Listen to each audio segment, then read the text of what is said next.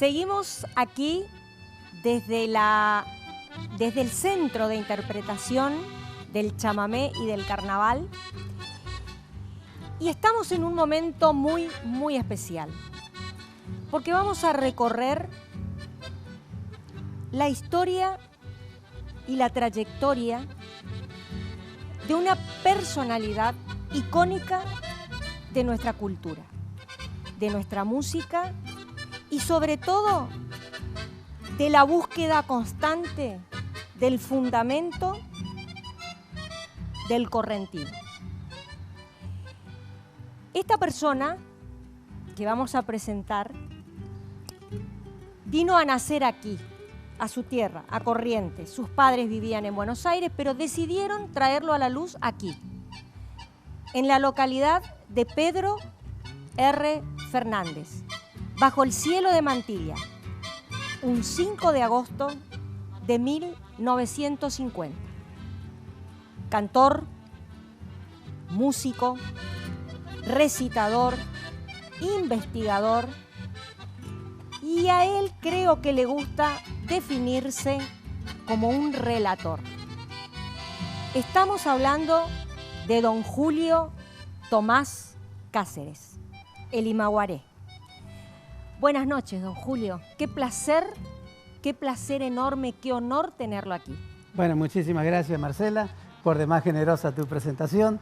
Pero bueno, decididamente Dios me ha bendecido con este cariño a las costumbres de mi tierra, ¿eh? La música, la tradición, no solo la música, sino todo lo que hace al el modo de ser correntino. Así es. Vamos a recorrer un poquito los inicios de don Julio. Don Julio chiquitito, ¿eh? Don Julio criado por sus abuelos, don Julio Cáceres, doña Maximina González, ¿sí? Así es. Y criado entre poesía gauchesca e historia. Cuéntenos un poquito cómo fue esa infancia. Bueno, yo vine a nacer en Mantilla. Cierto es que en la campaña, mi abuelo era colono y bueno, administraba un espacio de campo para siembra y esas cosas. Y me crié con el sonido del estero, digo yo. Una vez estando en Victoria, en la provincia de Entre Ríos, me despierto a la mañana de un lugar que nos habían llevado para alojarnos, y cuando me despierto siento una cosa muy especial, sonido y olores. Y me levanto, abro la ventana, me enfrento con el estero allí donde comienza el delta, ¿no es cierto? Allá donde los ríos se juntan, ¿cómo es? El Uruguay y el Paraná, y se forma, ¿no es cierto? Empieza a formarse el delta. Bueno, y eso tenía un olor tan característico al estero, digo yo. Y eso me recordó mi infancia. Yo me crié con esos olores, el olor del estero, ¿no es cierto? Los sonidos del suribí, del chajá, y después la catedral, llamo yo, del monte, que donde todo se hace silencio, parece, pero es un silencio engañoso, porque hay miles de voces que te dicen no sé cuántas cosas. Bueno, esa fue mi infancia. En ese territorio yo viví hasta los 6 años. ¿No? Y un abuelo verseador, un abuelo amante de la historia, sobre todo de la historia argentina, correntina, pero también conocedor de la historia antigua y medieval del mundo. Él me hablaba de Carlomagno, me hablaba, bueno, de los 12 pares de Francia, bueno, todas estas cosas que seguramente, atendiendo a mi capacidad de escucha, yo era, por lo visto, un chico que me gustaba escuchar. Y al hombre grande se siente bien cuando puede encontrar un interlocutor. Así es. Así que él me contaba esas cosas y después me contaba la historia de la familia. Claro. Una vieja costumbre entre los guaraníes, contar la historia de la familia, porque es una forma de religarnos, ¿no es cierto?, a nuestro pasado. ¿Qué fue lo que hicieron nuestros padres, nuestros abuelos? Bueno, cómo pelearon, cómo consiguieron esto, cómo consiguieron aquello. Claro. Corrientes es una provincia de muchas luchas, ¿no es cierto? Bueno, todas esas cosas me fueron llegando a mí, ¿no es cierto?, por la voz del abuelo. Y después el abuelo cantaba, tocaba la guitarra y cantaba, con un estilo muy particular, que él llamaba rasguido. Una cosa que no se identifica con ninguno de los ritmos que actualmente suenan. Pero él cantaba en ese tipo, tenía una forma particular de cantar, y después sí cantaba algunos estilos, cantaba también algunas milongas. pero fundamentalmente cantaba versos largos en esa forma de acompañarse que él llamaba rasguido. Bueno. Todo eso fue mi iniciación. Su infancia, pero plagada de costumbres nuestras. Así es. Y evidentemente con un abuelo autodidacta. Así es. Porque evidentemente él tenía esa curiosidad que usted heredó del estudio, del análisis, de la historia y sobre todo de la identidad, sobre todo de la identidad del ser correntino. Después sé que usted fue a estudiar su primaria en la Amado Bonpland en Mercedes, ¿es así? ¿Con una tía? Así es. Bueno. Una familia, mis tías que vivían en Mercedes, bueno, me cobijaron para que yo pudiera hacer la escuela, porque en el lugar donde yo estaba no había escuela cercana. Claro. O sea, había que ir muchos kilómetros a caballo para poder llegar a un lugar, a una escuela. Entonces, como la tía vivía en Mercedes y era un lugar ya con mejor ubicación, vine yo allí a hacer mi primer grado. Así es. Y en ese primer grado, usted, por lo que yo pude estudiar y averiguar, indagar, era un gran recitador y ya los maestros le captaron su memoria, captaron su inteligencia y su capacidad de recitar ese decir que tiene usted, que tanto nos gusta a todos. Y bueno, y creo que actuó en el Tamborcito de Tacuarí, ¿verdad? Ese fue claro, yo llego a la escuela. Cuénteme esa historia, porque yo esa llego es a la genial. escuela habrá comenzado en marzo, digo yo. Pero lo cierto es que el 9 de marzo, el día del Tamborcito, sí. Bueno, en la escuela se hizo un acto y yo ya hice mi primera presentación. Venía, y justamente yo era el Tamborcito de Tacuarí, sí. Porque mi parlamento, todo lo que yo hice fue decir, salir en un momento ¿cómo es? De lo que se estaba representando, ¿no es cierto? Que era el momento cuando Belgrano se encuentra con el padre de Pedro Ríos y el padre le ofrece, y bueno, y finalmente yo termino diciendo, yo seré el lazarillo del comandante Vidal. Y salía tocando el tambor. ¡Ay, qué cosa maravillosa! Sí. Sí. Yo quería que usted me cuente realmente cómo fue ese momento, porque bueno, una cosa es leerlo y otra cosa es que tener el matiz que usted le da, Cuando ¿no? uno, después del tiempo, rememora esas cosas, ¿no es cierto? Uno dice, bueno, evidentemente yo estaba ya destinado a ser lo que finalmente soy, porque en aquella época había primer grado y primero superior. Claro, usted estaba en primero superior. Yo estaba en primer grado cuando hice el Tamborcito de Tacuarí, pero en primero superior tuve una maestra, Nora Jauregui, sí, una mujer, que me llevó a su casa y me enseñó a declamar unos versos que hablaban de la Pachamama. De la Pachamama. Bueno, yo no recuerdo el parlamento, Pachamama buena. Bueno, yo era un indiecito, un colla, ¿cierto? Que vestido como colla, que hacía todo mi ofrecimiento a la Pachamama, bueno, con un tono así, que me enseñó, por supuesto, la maestra. Fue tanta la repercusión que tuvo, por lo visto, no sé por qué, sí. Pero fue una cosa muy, muy importante para mí, porque después que bajé del escenario, las maestras me llevaron a la dirección, me regalaron bombones. Fue como la consagración, ¿viste? Y sé que después lo siguieron llamando Pachamama en la escuela. En la escuela todo el tiempo que yo tuve la escuela primaria, yo era Pachamama. Claro, por la repercusión que tuvo su actuación. Sí. Pachamama me decían todos mis compañeros, todo. Claro. Fue mi primer apodo. Pachamama. Y después llegamos a la secundaria. Claro, ¿no? y ya cambió un poco la cosa. Yo lo que pasa es que venía yo con el ego inflado, como se dice, porque era el recitador oficial de toda la escuela en la primaria. Claro. No había acto donde yo no tuviera una participación. Y también en la despedida de la escuela que hacen los chicos de sexto grado, yo tuve que leer la despedida que me la escribió mi maestra, y yo leí para todo esa despedida. Me regalaron un libro, se llama El Tempe Argentino, de Marcos Sastre, un escritor uruguayo, donde se relata todas las cuestiones. Y, insisto, también eso tiene que ver porque ahí está contado todo el paisaje ese que yo te decía de los esteros, los pájaros, todo está en ese librito del Tempe Argentino. Así es. Sí, y ese fue mi primer regalo, digamos, literario. Sí. Y bueno, pero en la escuela secundaria la cosa fue distinta porque ya no habían las recitaciones. Y teníamos un profesor que era director de la escuela, don Manuel López Rodríguez, que era muy amante de la historia y de las costumbres. Era amigo de don Mario Millán Medina. Y justamente él nos comentaba en aquel tiempo que don Mario Millán Medina era un relator costumbrista y que relataba en forma verídica, ¿no es cierto?, lo que había de sus paisanos.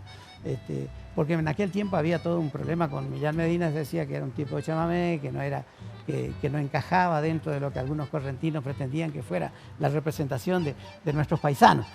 Bueno, esto, me acuerdo que el primero que me habló de eso fue don Manuel López Rodríguez y nos contó nos dijo de una cosa. Hay una costumbre que se está perdiendo, nos dijo, que es la de la serenata. Qué lindo sería volver a reactivarla. ¿Para qué? Nos dijo. La noche siguiente, el fin de semana siguiente, salimos nosotros de serenata. ¡Qué divino! Y empezamos ¿cómo es? Empezamos a recorrer la casa de nuestros profesores. Bueno, claro. Eso fue. Allí empezó toda una historia ya con la guitarra. Con la guitarra. Y cantando. ¿Esa guitarra le regaló su tío, puede ser o no? No. Al tiempo después me regaló mi padre una guitarra. Ah, su papá. Sí. Ajá. Mi papá vivía en Buenos Aires. Sí, yo iba en la época de vacaciones, me iba a Buenos Aires a visitarlo. Ajá. Pero bueno, estamos con la serenata con los muchachos de la UPM, Universidad Popular de Mercedes, que ahora es Instituto Popular de Mercedes, pero le quedó la sigla, UPM. Y bueno, eran canciones que salíamos a recorrer, ¿no es cierto?, los distintos, las amistades, los profesores. Los profesores. Y así empezó mi incursión, ¿no es cierto?, con el tema. Yo tenía como me crié con mi abuelo, acostumbré a llamar hermano a mis tíos. Sí. Porque mi abuela no quería saber nada que ella le dijeran que yo era su nieto. No, vos sos mi hijo. Vida. Bueno, y así, yo me crié con esa. Entonces, hermano tío, que se llamaba Ignacio Cáceres, sí, era guitarrista, cantante. Bueno, con él me enseñó a cantar las primeras canciones, que justamente tienen que ver con tu papá, porque fueron las canciones de Vera Lucero, las que me enseñó a cantar. Él me hacía la segunda y yo cantaba en primera. Claro, fíjese. Y allí empezó. Después eso lo trasladamos a la escuela. Bueno, fue el tiempo del boom, del folclore en la Argentina. Toda la gente andaba con una guitarra, con un bombo. Cierto es que el chamamé aparecía un poquito relegado en ese momento. Y bueno, así me acostumbré a cantar samba, cueca, chacarera, y todo eso lo cantábamos en la escuela secundaria. Claro.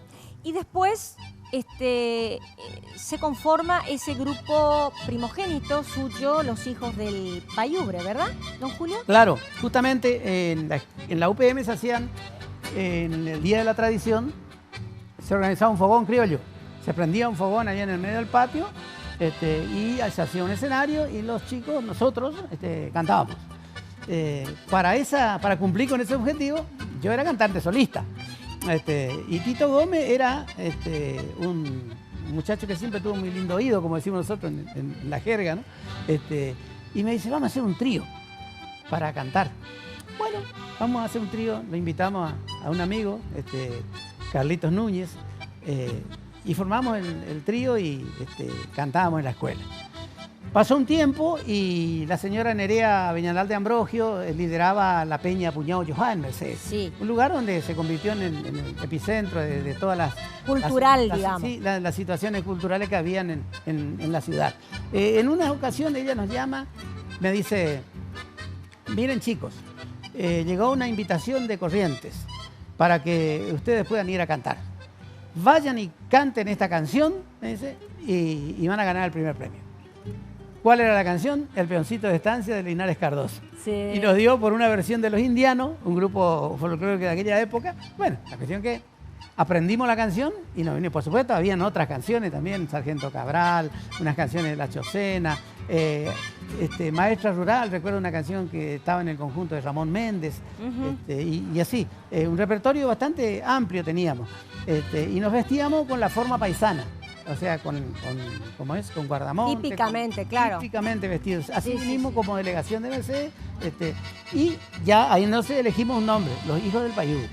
Y vinimos a cantar aquí a Corrientes, en el Club Teléfono, 1969. Y bueno, nos fue bien. Ganamos, no solo que ganamos el primer premio como trío vocal, ganamos el premio del festival. Ah, qué El premio bueno. mayor. Allí también cantó, me acuerdo, Quique Sorribes. Ah, cantaba esa samba de Cita Rosa, así te vas, te irás solo. Sí. Me acuerdo, lo escuché cuando él estaba ensayando ahí abajo, antes de subir al escenario. Bueno, esas cosas que conformaron ese momento, ¿no es cierto? Y nosotros habíamos prometido que en caso de ganar el premio íbamos a dejarlo en la Cruz de Gil. En la Cruz de Gil. Nosotros todos éramos de ir a la Cruz Gil en ese momento, no era tanta la importancia que tenía en aquella época. Pero nosotros como estudiantes, los chicos prometían, iban y dejaban sus cuadernos, sus cosas ahí cuando salían bien en los exámenes. Bueno, y nosotros, muchachos, de andar la noche así con la parranda, ¿viste? Claro, seguro. Íbamos con guitarra, con amigos, bueno, y entonces dijimos, vamos a llevar, si es que ganamos, para que nadie de nosotros se quede con el premio, vamos a llevarlo a la Cruz Gil. Y así hicimos, trajimos una plaqueta donde decíamos que habíamos ganado el primer premio del festival, y lo dejamos en la Cruz Gil. No sé lo que se habrá hecho de la plaqueta. Y debe estar ahí, don Julio. Debe estar ahí seguramente bajo la protección de la Cruz Gil. Así es, quedó allí. Esto es importante porque para nosotros la Cruz de Gil es eso. Ahora cambió un poco la cosa, se habla ya, se antropomorfiza Así es. la circunstancia. Sí. Y entonces hablamos del hombre, de Antonio Gil. Antonio Gil no es un santo, no está reconocido no, por la Iglesia. Entonces, pero sí lo que los cristianos veneramos, y fue en este último, me acuerdo este último 8 de enero, cuando no se pudo hacer, digamos, ninguna celebración en la Cruz Gil, llevaron la cruz a la iglesia. Y por supuesto que la cruz se acepta y se reza por el difunto. Sí, eso lo sé, claro. Eso lo sé. Y por eso es que el lugar no debe llamarse santuario, es un oratorio. Es un oratorio. Claro, un oratorio, porque la persona que está allí, nosotros vamos y rezamos en nombre de la cruz por nuestro difunto. Exactamente, exactamente. Creemos que nuestros difuntos están donde Dios lo ubica, ¿no es cierto? Sí. Pero no están santificados porque, bueno, eso es una cuestión de la iglesia. Es una cuestión de la iglesia. Don Julio, ¿es cierto que usted lo conoce al padre Julián Singh en el Tenis Club de Mercedes? Claro, esa es la primera vez que yo lo cuento, que yo lo veo a él. La tía Nerea me hablaba de él y me entregó 2 canciones ya en aquella época. Ajá. Porque yo vine como solista de canto de Mercedes a Santo Tomé. Y allí canté 2 canciones que creo que fue la primera vez que se habrán cantado, que justamente fue Antonio Gil, una, la canción de Julián, y otra fue Patria Chica Amada. ¿Cómo es? Ahora que estoy por morir tan lejos de ti, mi Taragüí. Bueno, esa canción, las 2 canciones canté en Santo Tomé. Creo que fue yo no lo conocía todavía, Julián. No lo conocía de tratarlo. Claro. ¿Cómo lo conocí?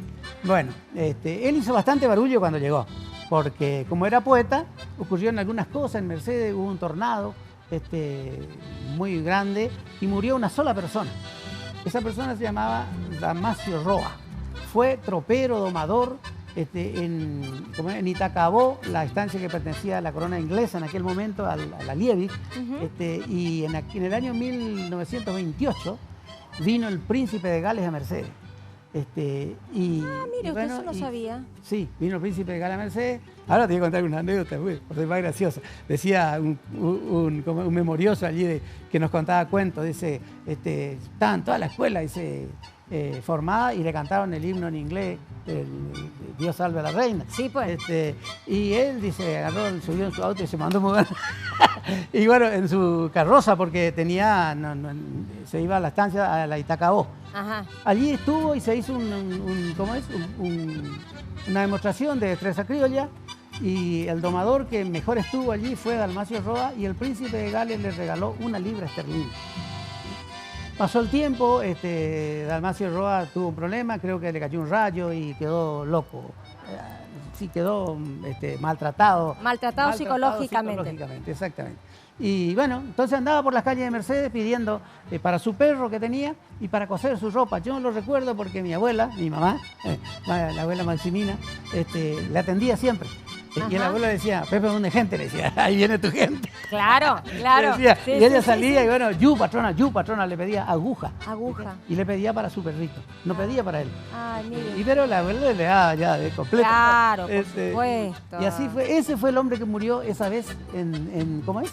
En Mercedes. Y el padre Julián le escribió un poema que tenía bastante Y ahí fuerza. empezó, digamos, todo lo que es luego conformado, ¿no?, con el gringo Sheridan, los de Imaguaré, Claro, ¿verdad? yo te iba a contar de que Julián cuando llegó hizo bastante barullo, pero yo no era un hombre de andar por la iglesia.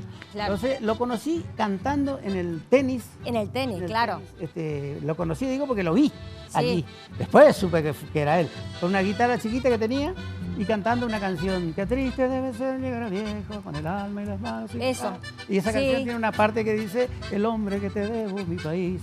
Yo escuché eso y dije, qué bueno cantar eso. Y le llegó. Y me quedó esa frase. Y le llegó. Me quedó esa frase, sí. Y pasó el tiempo y finalmente lo encuentro.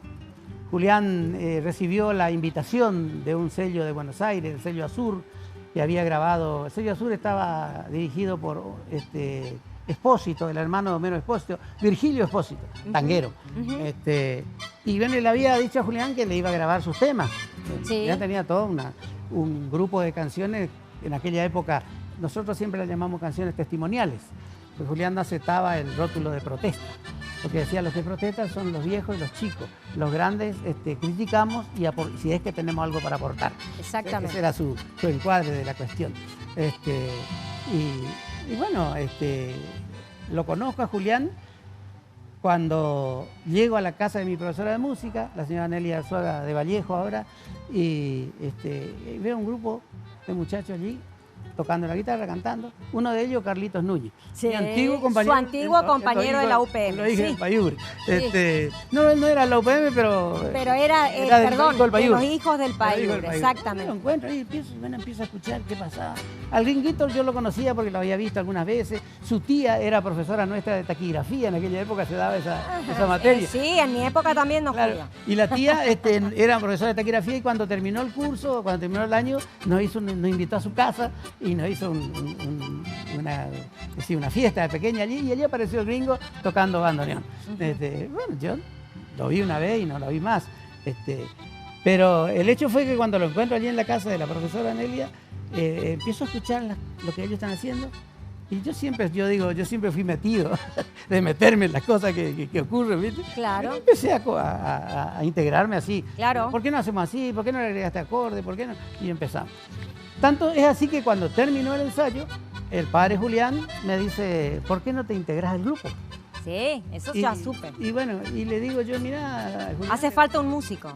hace falta acá alguien que organice. Le digo, nosotros no podemos hacer esto, cantar a trío, a tres voces. De hecho, que ya en el chamamé es difícil cantar a tres voces. Muy difícil. Y entonces, pero Tito tenía esa capacidad.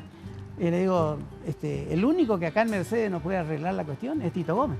Y invítalo entonces, me dice Julián. Y entonces yo voy y hablo con Tito. Mira, Tito, le digo, tenemos para grabar un disco, pero tenemos que dentro de un mes, le digo, tenemos que sacar 11 canciones. Y bueno, empezamos a ensayar. Fíjate vos que el ensayo era, Carlitos Núñez trabajaba como operador de la radio que se había inaugurado en Mercedes, LT42. Claro. Y él trabajaba hasta las 12 de la noche y tenía que estar porque, bueno, como era el operador, no podía dejar la radio sin su presencia. Terminaba la transmisión a las 12 y él salía de la radio. Bueno, y allí nos encontrábamos en una casa que tenía Julián ahí al costado de la iglesia. Y nos juntábamos a ensayar. A la madrugada. A la madrugada. Y hacían barullo. Escándalo de algunas. ¡Claro! Hacen ahí, se juntan. ¿Qué le parece? En la casa del cura ensayaban. Esto era terrible. No, ya lo leí. Tanto que, bueno, que finalmente sacamos todas las canciones. Y allí dice, bueno, ¿cómo le vamos a llamar a nuestro grupo? Entonces le digo yo a Julián, mira Julián, nosotros tenemos ya un nombre. Nosotros somos los hijos del Payure. Si te parece, sí, le vamos a ponerle así, bueno, y así pasa, se integran a los hijos del Payure, que habíamos ganado el concurso aquí en el Club Teléfono. Sí, pues. Se integra el Gringo Cherry en el padre Julián. Exactamente. Y así conformamos ese grupo que, bueno, finalmente se disolvió ya por el año 75. Una de las últimas cosas que hicimos fue una despedida a Ernesto Montiel, me acuerdo. Sí.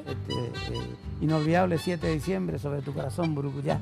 Sí. Cerró el cielo sus párpados de nubes y se largó a llorar. Sobre los sandiales florecidos que ya entran a cuajar, cayó como un granizo la noticia. Esta que nos está haciendo llorar. Había muerto don Ernesto Montiel. Pero es largo el poema. Otro ícono de nuestra música. Claro, bueno, y allí allí fue lo último que hicimos en el 85 porque la situación del país. Hay que acordarse que estamos en los años 70, años de muchísima efervescencia política, ideológica en la Argentina. Y bueno, y el padre Julián estaba señalado por sus canciones y se hacía difícil. Había recibido algunas amenazas. Bueno, nosotros éramos bastante inconscientes de esas cosas, pero lo seguíamos a él y entonces ocurre que el gringo Sheridan tiene que venirse a Corrientes a hacer la conscripción. Hacer la conscripción obligatoria en aquella época. Así es. Y bueno, entonces queda el grupo sin bandoneonista y se disuelve. Se disuelve. En uno de esos regresos que tiene el gringo de Corrientes a Mercedes, nos encontramos charlando en una esquina de mi casa, en la esquina Chacabuco y Doctor Rivas, un burrito grande que ahí nos juntábamos a charlar a la madrugada. Y ahí el gringo me propone, me dice, yo tengo ganas de hacer un conjunto. Y con el único que me animo a hacer es con Gómez. Y yo andaba con algunas cosas dando vueltas en mi cabeza. Y le digo, a mí también me hace falta salir un poco. Así que le vamos a meter, Inguita. Claro. Le digo, déjame que yo voy a hacer una selección de poemas mercedeños y correntinos. Y vamos a cantar las canciones de Julián, que no cantamos, lo dijo el país. Porque Julián, al costado de las canciones testimoniales que él tenía, sí, había ido elaborando un montón de otras canciones, cosas que nacían en las largas charlas, la canción de la madre, la canción del padre, la canción del hijo, y algunas canciones de amor, que él escribía y que, bueno, fuimos musicalizando, sobre todo Tito fue musicalizando muchas cosas, y le digo al gringo, vamos a cantar las canciones de amor y de la familia que no cantamos en el país. Ese va a ser el repertorio. Bueno, entonces vos te encargás de la música, le digo al gringo, y yo me encargo de la balada. Perfecto. Y así hicimos Y así nace, así lo de Imaguaré, Imaguaré, que en realidad significa antiguo y es una búsqueda constante del fundamento, claro, del hombre mirando el pasado para poder construir el futuro. El futuro, ¿verdad, don Julio? Así es. La primera frase que imprimimos en una especie de tarjeta que teníamos era los de Imaguaré, ¿cómo es? Mirando el ayer para cantar hoy, creyendo en el mañana. Los muchachos en Mercedes se reían porque dice, ahí donde dice para cantar hoy, allí tienen que hablar con el gringo. Dice. Porque él se encargaba de la parte económica. Divino. Bueno, después se vino esta tragedia tan grande que nos tocó a todos los correntinos y que todavía la estamos sufriendo, pero que gracias a Dios los de Imaguaré siguen vigentes. Don Julio sigue ese camino y sigue en esa constante búsqueda del fundamento y de las bases que nos caracterizan como correntinos. Vamos, don Julio, ¿le parece? Acompáñeme. Vamos a mirar una localidad correntina que sabe mucho de esto de guardar su identidad, su fundamento, como es Concepción del Yaguareté Corá. Acompáñeme a mirar eso y ahora volvemos. A ver, cuénteme. Mi padre nació en Concepción. Ah, pero fíjese usted, no sabía. Sí.